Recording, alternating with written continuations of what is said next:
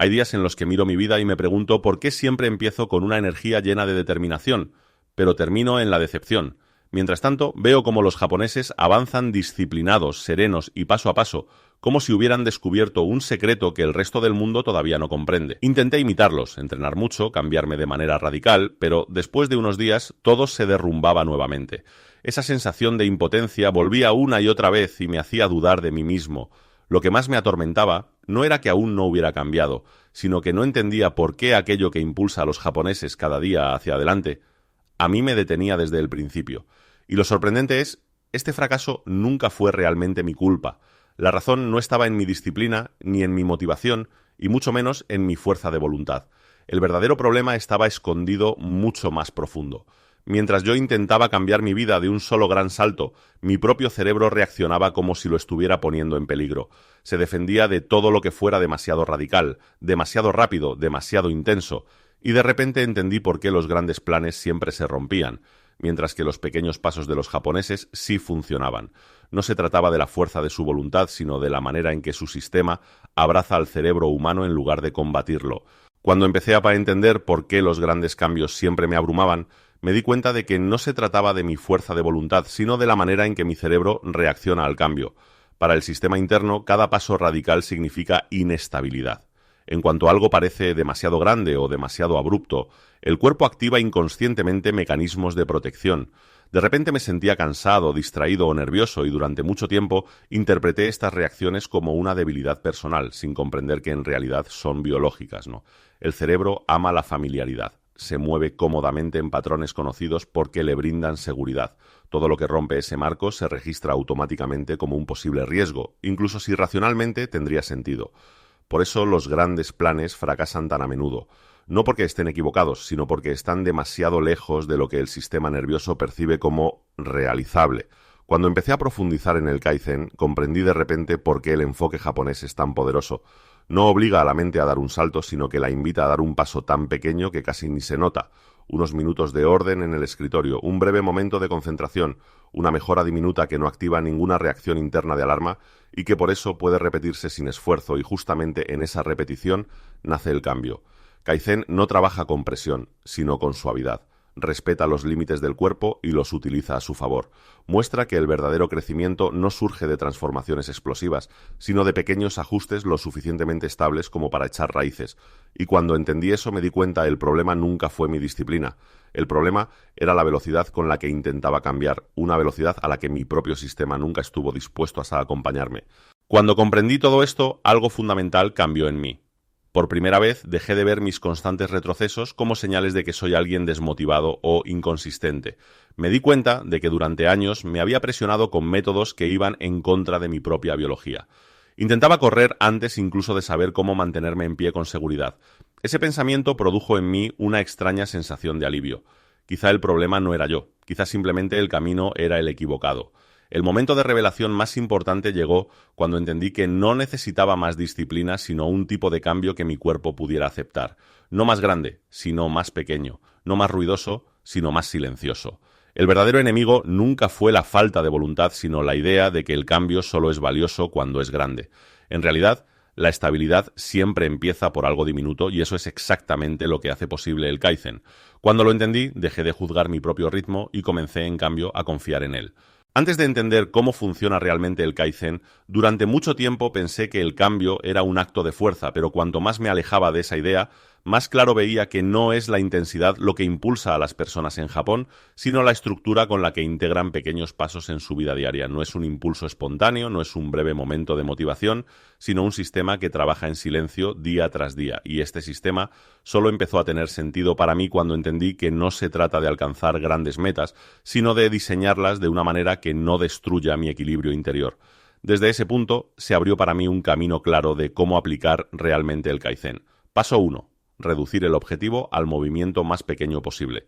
El primer paso era tan discreto que casi lo pasé por alto. Tenía que reducir mi objetivo hasta el punto en que ya no generara resistencia dentro de mí. Leer una página en lugar de 10, ordenar durante 2 minutos en lugar de 1 hora, un breve momento de respiración consciente en lugar de una sesión completa de meditación. Me resultaba extraño, porque durante años pensé que el cambio tenía que sentirse grande para ser significativo, pero ese es exactamente el punto donde todo fracasa. El cerebro solo acepta aquello que es lo suficientemente pequeño como para considerarse seguro. Cuando reduje los pasos sentí cómo desaparecía el bloqueo, empecé sin lucha interna, y ese comienzo tan discreto fue más fuerte que cualquier intento grande que había hecho antes. Paso 2. Crear una huella diaria que se sienta natural. Una vez que el paso era lo suficientemente pequeño, el siguiente objetivo era repetirlo cada día hasta que encontrara de manera natural su lugar en la rutina. Vinculé los mini pasos a momentos específicos: leer después del desayuno, ordenar un poco antes de encender el portátil, un respiro consciente antes de salir de casa. Eran pequeñas marcas dentro de mi día, pero daban estabilidad. Cada vez más sentía cómo mi cuerpo empezaba a considerar estas acciones como algo natural. Ya no necesitaba motivación porque la rutina misma se convertía en una estructura tranquila y estable. Era menos un tengo que hacerlo y más un esto forma parte de mí. Paso 3. Aumentar la mejora diminuta solo cuando sea estable. Kaizen no exige un aumento inmediato. Espera hasta que un paso se vuelva ligero, hasta que apenas requiera atención. Solo entonces puede crecer. Noté ese momento el día en que simplemente continué sin pensarlo. De una página pasaron a ser 2, de 2 minutos se convirtieron en 5. De una respiración consciente nació un instante claro de calma. La ampliación no se sentía como un esfuerzo que debía forzar, sino como un impulso natural desde dentro. Era un crecimiento sin presión, sin lucha, sin la comparación constante con una imagen perfecta del objetivo. Solo un avanzar tranquilo. La verdad que más me marcó fue esta: el cambio no fracasa porque hacemos poco, sino porque queremos hacer demasiado y demasiado rápido. Kaizen invierte este principio.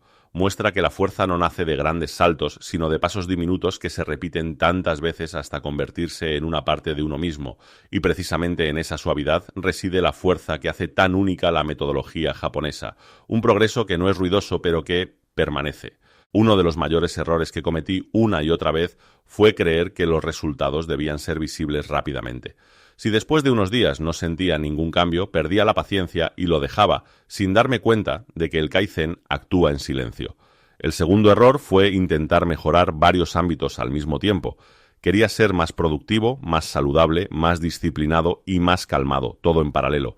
Y luego me sorprendía de que mi sistema interno estuviera sobrecargado. Otro error fue subestimar los pequeños pasos. Me parecían tan insignificantes que a menudo pensaba que no valían nada y precisamente por eso destruía su efecto. Y finalmente cometía el error de interpretar pequeñas interrupciones como fracasos. Un día perdido significaba para mí inmediatamente todo se acabó, aunque el Kaizen está hecho precisamente para amortiguar esos momentos. Solo cuando entendí que la constancia es más importante que la perfección, mi vida diaria empezó a cambiar realmente. Cuanto más avanzaba en este camino, más comprendía que el cambio no significa ser fuerte todo el tiempo, significa, ante todo, darse espacio a uno mismo. No tienes que funcionar perfectamente y tampoco tienes que lograrlo todo cada día. Basta con que hoy encuentres un solo paso pequeño que se sienta adecuado para ti. Es normal estar cansado, es normal detenerse de vez en cuando, y es normal que algunos días se sientan más pesados que otros. Eso no te quita nada. No estás roto solo porque avances más lento, estás aprendiendo de una manera suave cómo trabajar con tu propio ritmo. Cuando dejas de castigarte por no lograrlo todo de inmediato, se abre un nuevo espacio dentro de ti, un espacio donde los pequeños pasos son suficientes, donde el crecimiento no duele y donde finalmente empiezas a dejar de verte como un obstáculo y a verte como parte del camino. Cuando entendí lo silenciosos y a la vez poderosos que pueden ser los pequeños pasos, empecé a verme a mí mismo de otra manera, ya no como alguien que intenta reorganizar su vida constantemente, sino como alguien que es capaz de crecer un poco cada día. Esta visión lo cambió todo.